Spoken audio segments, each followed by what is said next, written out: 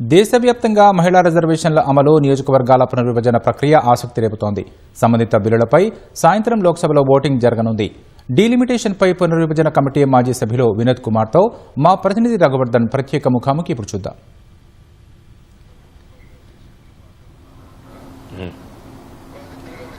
మహిళా రిజర్వేషన్లు కల్పించడంతో పాటు దేశవ్యాప్తంగా నియోజకవర్గాల పెంపునకు సంబంధించిన బిల్లులను కేంద్ర ప్రభుత్వం ఇప్పటికే లోక్సభలో ప్రవేశపెట్టింది. మొత్తం 3 రాజ్యాంగ సవరణ బిల్లులకు సంబంధించిన చర్చ నిన్న ప్రారంభమైంది. చర్చలో వివిధ పార్టీల సభ్యులు పాల్గొన్నారు. ప్రధానమంత్రి నరేంద్ర మోదీ కూడా పాల్గొన్నారు. దీంతో పాటు కేంద్ర హోంశాఖ మంత్రి అమిత్ షా కూడా కొన్ని దక్షిణాది రాష్ట్రాలకు సంబంధించి ఎలాంటి అన్యాయం జరగబోదు, 50% సీట్లు పెంచుతామంటూ కొన్ని గణాంకాలు కూడా వివరించారు. ఇవాళ సాయంత్రం ఓటింగ్ జరగనున్న నేపథ్యంలో మాజీ లోక్సభ సభ్యులు, గతంలో డిలిమిటేషన్ కమిషన్లో అసోసియేట్ సభ్యుడిగా పనిచేసిన సీనియర్ రాజకీయ నాయకుడు వినోద్ కుమార్ గారు మనతో ఉన్నారు. ఏం జరగబోతుందో వారితో చర్చిద్దాం. వినోద్ కుమార్ గారు నమస్కారం. ఇవాళ సాయంకాలం 4 గంటలకు ఓటింగ్ జరగనుంది. ఇంకా అంతలోపు చర్చ జరుగుతుంది. ప్రభుత్వం సమాధానం కూడా చెబుతారు.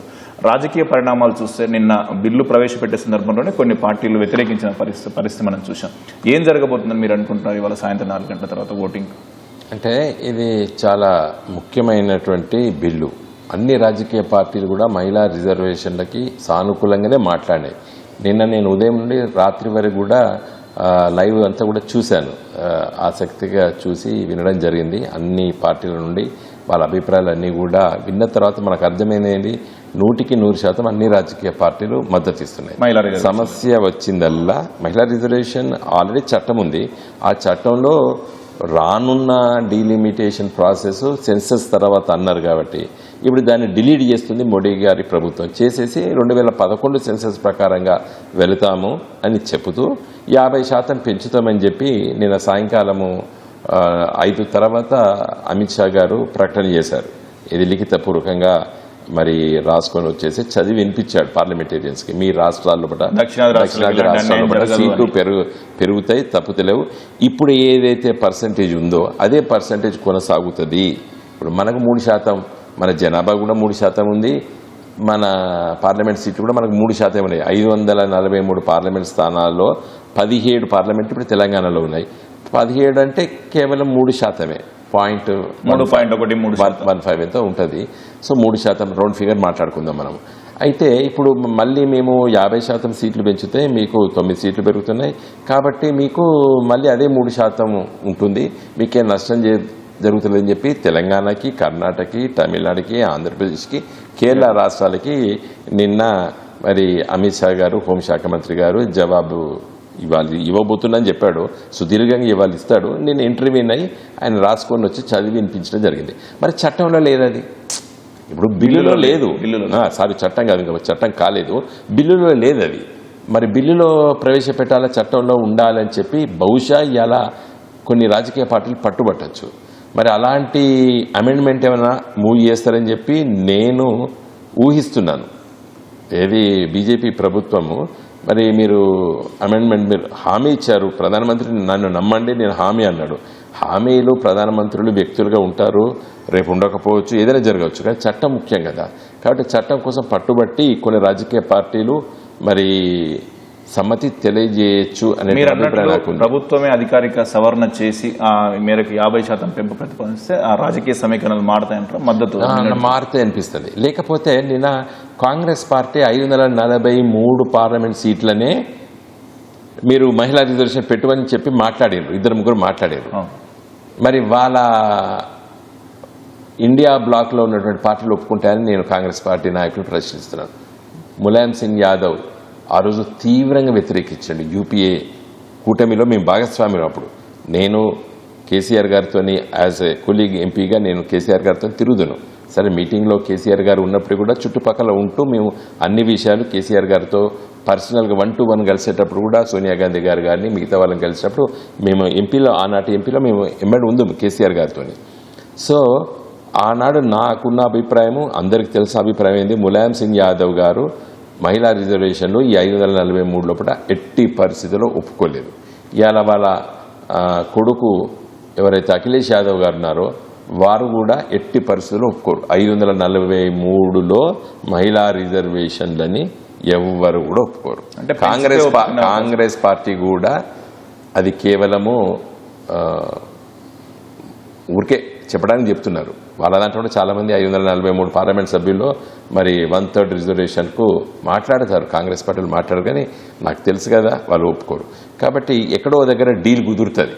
ఏది కాంగ్రెస్ పార్టీకి, సమాజ్వాదీ పార్టీ, లేకపోతే ఇండియా అలయన్స్లో మిగతా భాగస్వామ్య పక్షాలు ఈరోజు బీజేపీ మరి డిమాండ్ చేసి సవరణలు చేపించి మరి ఆ పెంపుదల అఫీషియల్గా మరి బిల్లులో ఉండాలని చెప్పి పట్టుబట్టచ్చు అనేది నేను ఊహిస్తున్నాను. ఈ బిల్లులు రాజ్యాంగ సవరణ కోసం ప్రతిపాదించినాయి. 2/3 వంతు మెజార్టీ కావాలి. సో మీరు అన్నదాని ప్రకారం చూసుకుంటే సమీకరణాలు మారి బిల్లు ఆమోదం పొందుతుందని అనుకుంటున్నారు మీరు? అంటే పొలిటికల్ ఈక్వేషన్స్ మారితే డెఫినెట్గా ఆమోదం పొందుతుంది. నా దృష్టిలో మోడీ గారు ఒకటి ఆల్రెడీ వారు కొంతమందితో మాట్లాడి ఉండవచ్చు. ఏది ఇండియా బ్లాక్లో సమాజ్వాదీ కానివ్వండి, మిగతా పార్టీలు, తృణమూల్ కాంగ్రెస్ ఇలాంటి వాళ్ళు డెఫినెట్గా వాళ్ళకు పెద్ద నష్టం లేదు. ఇప్పుడు దక్షిణ భారతదేశం లోపల కూడా అర్థమెటిక్స్ అండి. ఇప్పుడు మనం మాట్లాడుతున్నాము, పర్సంటేజ్ అయితే మారతలేదు, కానీ సీట్లు అంతరం మారుతుందని చెప్పి అన్నాడు. ఇప్పుడు అలా చూస్తే మరి ఇప్పుడు మనకున్న ఎంత దక్షిణ భారతదేశానికి 130, 543లో 130 సీట్లే మనకున్నాయి. అంటే 400 సీట్లు, 413 సీట్లు మనకు వేరే రాష్ట్రాలకే ఉన్నాయి కదా. ఇప్పుడు అదే గ్యాప్ ఉంటుంది. అది మ్యాథమెటిక్స్ కదండి. ఇప్పుడు 500, నేను ఒకటే చెప్తున్నాను, 543 పార్లమెంట్ సీట్లు 300కే తగ్గిస్తే మరి ఇంకా అంతరాయం ఇంకా తగ్గుతుంది. మరి అది ఆర్గ్యుమెంట్ కాదు కదా, లెక్కలు అవి, మ్యాథమెటిక్స్.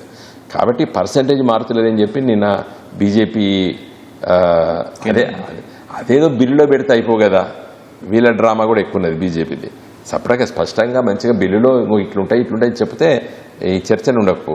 బహుశా మరి అది ఏం చేస్తారో తెలియదు మనకు. మీరు మొన్న 2 రోజుల క్రితం కేసీఆర్ గారితో కూడా దీనికి సంబంధించి చర్చించారు. బీఆర్ఎస్ పార్టీ వైఖరి రాజ్యసభలో, లోక్సభలో ప్రాతినిధ్యం లేక రాజ్యసభలో మీ సభ్యులుగా బీఆర్ఎస్ పార్టీ వైఖరి ఎలా ఉండబోతుంది అనుకుంటున్నారు? మేము లోక్సభలో బిల్లు పాస్ అయిన తర్వాత రాజ్యసభ సభ్యులు, మా పార్టీ వాళ్ళు ఏ విధంగా ప్రవర్తించాలి అనేది కేసీఆర్ గారు మొన్న నేను కలిసినప్పుడు, మీరు అన్నట్టు కలిసినప్పుడు మా రాజ్యసభ సభ్యులకు చెప్పినారు, మనం లెటర్సి లోక్సభలో ఏమైతే చూసిన తర్వాత మనం నిర్ణయం తీసుకుందామని. బిల్లులు ఆమోద పొందితే కీలకం డీలిమిటేషన్ కమిషన్ కేంద్రం ఏర్పాటు చేస్తుంది. డీలిమిటేషన్ కమిషన్ ద్వారా ఈ రిజర్వేషన్లు కావచ్చు, సరిహద్దులు, సీట్ల పెంపు ప్రక్రియ అంతా చేపడతారు. మీరు గతంలో 2007 డీలిమిటేషన్లో రాష్ట్రంలో నుంచి ఒక అసోసియేట్ సభ్యునిగా ఉన్నారు. ఆ ప్రక్రియకు సంబంధించి అప్పుడు ఏం జరిగింది సూక్ష్మంగా చెప్పండి. ఎలా చేశారు? అప్పుడు సమైక్య ఆంధ్రప్రదేశ్, అప్పుడు తెలంగాణ రాష్ట్రం ఏర్పడలేదు. 5 ఎంపీలు ఉంటారు, 5 శాసనసభ్యులు ఉంటారు. శాసనసభ్యులు ఎమ్మెల్యేలు, లోక్సభ ఎంపీలు ఉంటారు, రాజ్యసభ ఎంపీలు ఉండరు. అదేవిధంగా లోక్సభ సభ్యులు, అదేవిధంగా ఎమ్మెల్సీలు కూడా ఉండరు. ఎందుకంటే డైరెక్ట్గా ప్రజల ద్వారా ఎన్నిక కాబోయేటువంటి వ్యక్తుల్ని కోసం ఉన్నది కాబట్టి గెలిచినటువంటి వాళ్ళు ఉంటారు. అయితే నేను ఆ రోజు 5 ఎంపీలు, వెంకటస్వామి గారు, నెదురుమల్లి జనార్దన్ రెడ్డి గారు, వైఎస్ వివేకానంద రెడ్డి గారు, అదేవిధంగా ఎర్రంనాయుడు గారు, మేము 5 ఎంపీలను. ఇప్పుడు దురదృష్టవశాత్తు 4 చనిపోయారు. తర్వాత 5 ఎమ్మెల్యేలు, కిరణ్ కుమార్ రెడ్డి గారు, గాదె వెంకటరెడ్డి గారు, పయ్యాల కేశవ్ గారు, తర్వాత నాగం జనార్దన్ రెడ్డి గారు, మన హెల్త్ మినిస్టర్ దామోదర్ రాజనరసింహ గారు, అయితే ఈ 5 కేశవులు కాదనుకుంటా, మండలి బుద్ధ సార్, 2 ఎవరో ఒకరు. అయితే ఈ విధంగా చర్చలు ఆ రోజు ఆంధ్రప్రదేశ్లో ఉన్నప్పుడు, డీలిమిటేషన్ జరుగుతున్నప్పుడు ఆంధ్ర ప్రాంతం కంటే తెలంగాణ ప్రాంతంలో 12 సీట్లు పెరిగినాయి జనాభా రీత్యా. ఎందుకంటే అర్బనైజేషన్, హైదరాబాద్ జిల్లా యూనిట్ గా తీసుకున్నారా? జిల్లా కాదు, మొత్తం రాష్ట్ర జనాభా తీసేసి యావరేజ్ తీసాం. యావరేజ్ తీసేసి ఒక్కొక్క జిల్లాలో ఎన్ని సీట్లు వస్తాయనేది కేటాయిస్తారు. ఆ రోజు ఆంధ్రప్రదేశ్లో ఉన్నటువంటి జనాభా డివైడెడ్ బై ఎమ్మెల్యే సీట్లు 294. ఆ ఫిగరు ఒక్కొక్క జిల్లాలో ఎన్ని వస్తాయనేది చూసుకుంటా వస్తారు. ఆ విధంగా వచ్చినప్పుడు 12 సీట్లు తెలంగాణలో అదివరకంటే, ఏది 2009 కంటే 12 సీట్లు పెరిగాయి, 19 వచ్చినాయి. తర్వాత పార్లమెంట్ సీట్లు ఆ రోజు భద్రాచలము, అరకు దాకా ఉండే, అది పూర్తి స్థాయిలో తెలంగాణకే ఈ సీట్లు సరిపోయినాయి. 17 పార్లమెంట్ సీట్లు సరిపోయినాయి. కాబట్టి మరి రాజకీయంగా ఆ విధంగా చేస్తారు. తర్వాత ఎస్సీ సీట్లు రియల్గా చూసినట్టయితే ఆంధ్ర ప్రాంతంలో పెట్టిన 6 నియోజకవర్గాలు వచ్చే విధంగా, మొత్తం 7లో 6 ఆంధ్ర ప్రాంతంలో కేవలం 1 తెలంగాణలో వచ్చేది ఉండే. కానీ అప్పటి వరకు తెలంగాణలో 2 ఉండే. కాబట్టి ఉన్నది పోకూడదు అనేది ఒక అభిప్రాయము. తర్వాత 7 ఒక పార్లమెంట్ సీట్ పెరిగింది. అప్పుడు 6 ఉండే 7 ఎస్సీలోకి 7 అయినాయి. 7 అయితే ఒకటి తెలంగాణ, 4 ఆంధ్ర ప్రాంతానికి, 3 తెలంగాణకని ఒక ప్రతిపాదన వచ్చినప్పుడు మరి మేము వ్యతిరేకించలేదు. మా పార్టీ తరఫున కేసీఆర్ గారు అన్నారు, మన ప్రాంతంలో ఒకటి ఎస్సీకి యాక్చువల్గా అయితే 2 ఉండాలి, కానీ ఇంకొకటి కావాలన్నప్పుడు ఇంకోటి వచ్చేసింది, 3 వచ్చేసాయి. అప్పుడు హన్మకొండ, నేను ప్రాతినిధ్యం వహిస్తున్న హన్మకొండ, అదేవిధంగా పెద్దపల్లి, నాగర్ కర్నూలు. రియల్గా హన్మకొండ కంటే చెవెళ్ళలో ఎక్కువ ఉన్నారు జనాభా, కరీంనగర్లో ఎక్కువ ఉన్నారు జనాభా, ఎస్సీ జనాభా. మరి ఆ రోజు మరి వరంగల్ని అంటే 3 అన్ని ప్రాంతాలు ప్రాతినిధ్యం ఉండాలనేది ఆ విధంగా చేయడం జరిగింది. అంటే అప్పుడు చూసుకుంటే ఉమ్మడి రంగారెడ్డి జిల్లాలో శాసనసభ సీట్లు ఎక్కువ పెరిగాయి. అంటే అప్పటి జనాభా పరిగణలోకి తీసుకుని సీట్లు పెంచినట్టు అంతే కదా. ఎప్పుడైనా జనాభా రీత్యా పెరుగుతాయి.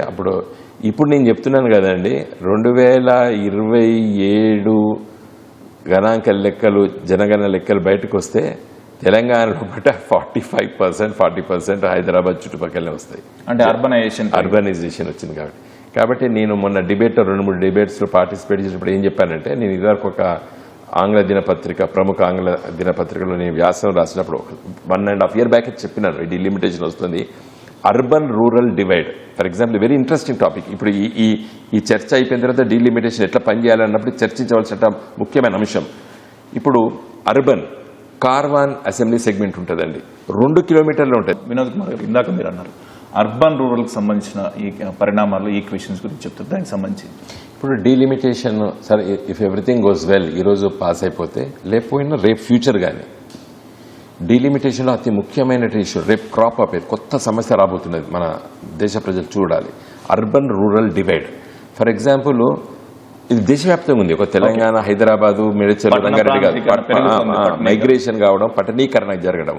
ఇప్పుడు బెంగళూరు, మద్రాసు, అంటే చెన్నై, హైదరాబాదు, ముంబాయి, కలకత్తా, ఢిల్లీయే కాదు, ఇలా పూణే, ఇండోర్, భూపాల్, నాగపూర్, అహ్మదాబాద్, విజయవాడ, విశాఖపట్నం, వరంగల్, అంటే ఇంకా 2 tier సిటీస్, ఇలా కరీంనగర్, ఇలాంటి సిటీస్లో అసెంబ్లీ సీట్లు పెరుగుతాయి. మంచిదే, పెరగడం తప్పలేదు. కానీ ఎంత జనాభాకి కేటాయించాలి, రూరల్ ఎంత జనాభా కేటాయించాలి అని చర్చించకపోతే మాత్రము మొత్తం అర్బనైజేషన్ అయిపోతుంది. ఫర్ ఎగ్జాంపుల్ మీకు చిన్న ఎగ్జాంపుల్ చెప్తా. కార్వాన్ అన్నది అసెంబ్లీ సెగ్మెంట్ 2 కిలోమీటర్లు ఉండదు విస్తీర్ణ, సిటీస్లో పెట్ట. మీరు ఎంత 4-5 కిలోమీటర్లో పెట్టిన ఒక అసెంబ్లీ సెగ్మెంట్ ఉంటుంది. అక్కడ గెలిచిన శాసనసభ్యుడికి తిరగవలసిన అవసరం లేదు, అంటే ఎక్కువ తిరగవలసిన.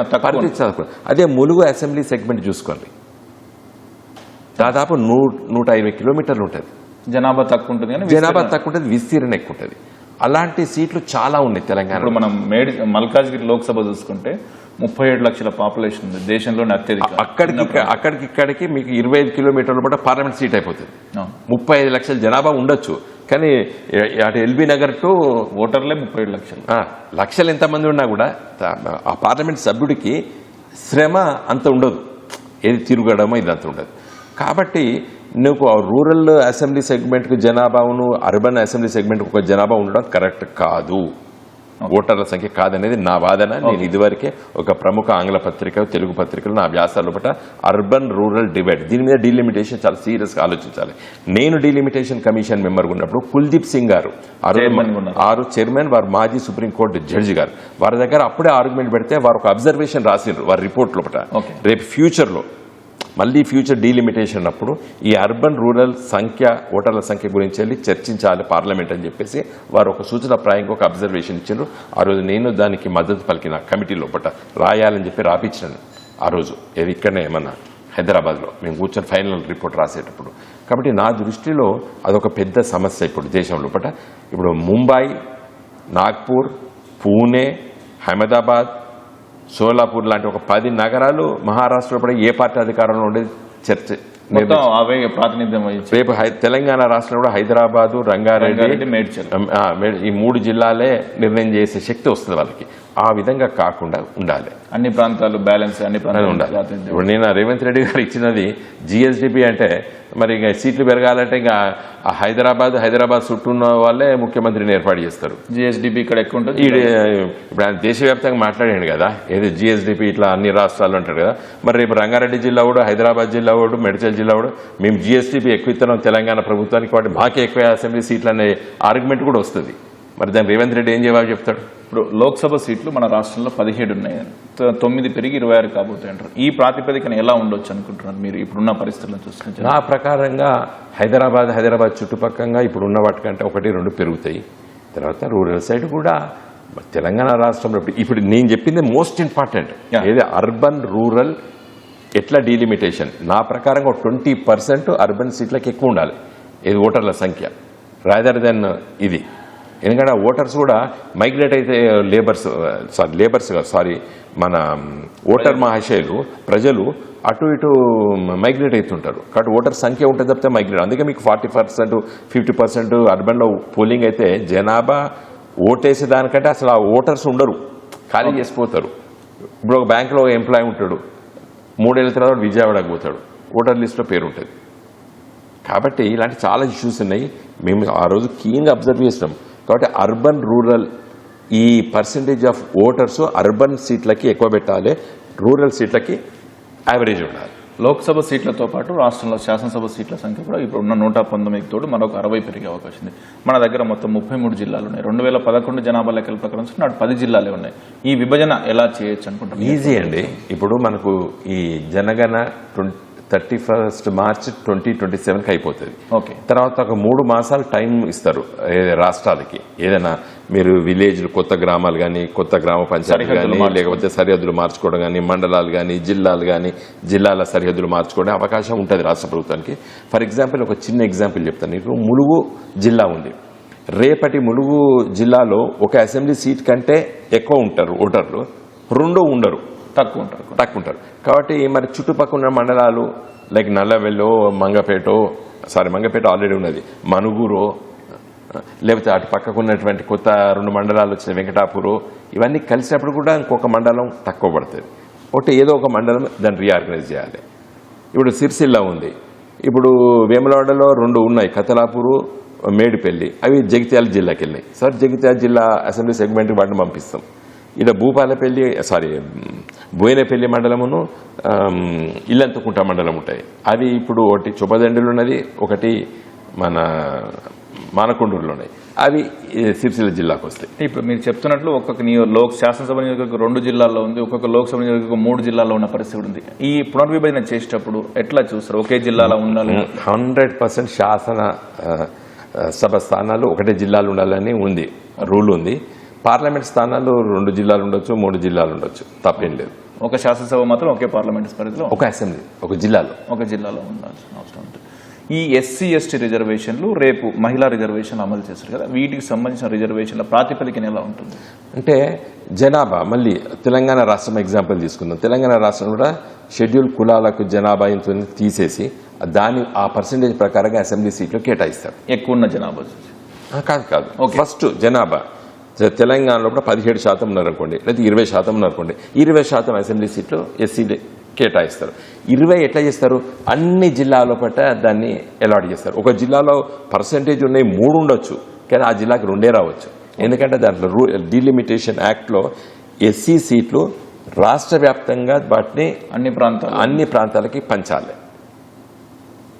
షెడ్యూల్ తెగలకు వచ్చేసరికి ఆ జనాభా ఎక్కడ ఉంటారో అక్కడే వాళ్ళకి సీట్లు కేటాయించాలి. అందుకోసమే మీకు ఖమ్మం జిల్లాలో, వరంగల్ జిల్లాలో, అంటే ఇప్పుడు మహబూబాద్ జిల్లా, పూర్వపు వరంగల్ జిల్లాలో, పూర్వపు ఆదిలాబాద్ జిల్లాలో ఎస్టీ స్థానాలు కేటాయించబడ్డాయి.